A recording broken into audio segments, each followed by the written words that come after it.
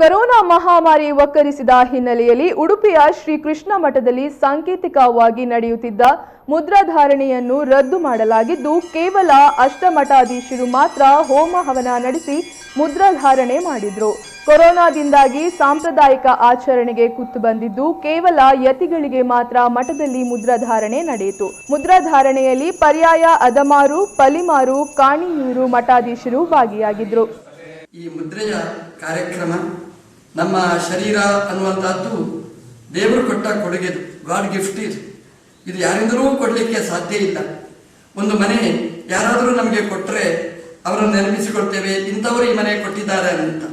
ಈ ಶರೀರ ಎಂಬಂತಹ ಮನೆ ಅದು 10 ವರ್ಷ, 20 ವರ್ಷ ಅಲ್ಲ 100 ವರ್ಷ ಬಾಳುವ ಸುಂದರವಾದ ಮನೆ, ದಿನದಿನಕ್ಕೆ ಬೆಳೆಯುವ ಮನೆ, ಇದರಲ್ಲಿ ಎಲ್ಲ ಕಾರ್ಯಕ್ರಮಗಳು ನಡೆಯುವ ಮನೆ.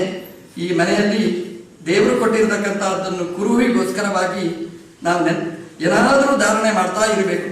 ನಮ್ಮ ಹಿರಿಯರು ಹೇಳಿದರು, ದೇವರು ಕೊಟ್ಟ ಶರೀರ ಅದನ್ನು ನೆನಪಿಸಿಕೊಳ್ಳುವುದಕ್ಕೋಸ್ಕರವಾಗಿ ದೇವರ ಚಿಹ್ನೆಗಳನ್ನು ನಾವು ಧಾರಣೆ ಮಾಡಬೇಕು ಅಂತ.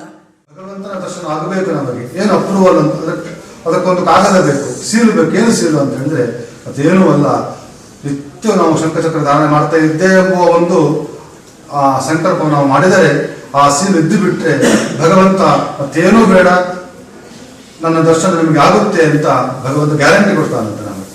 ಆ ನಿಟ್ಟಿನಲ್ಲಿ ಆ ಭಗವಂತನ ದರ್ಶನ ಸುದರ್ಶನ ಆಗಬೇಕು ನಮಗೆ.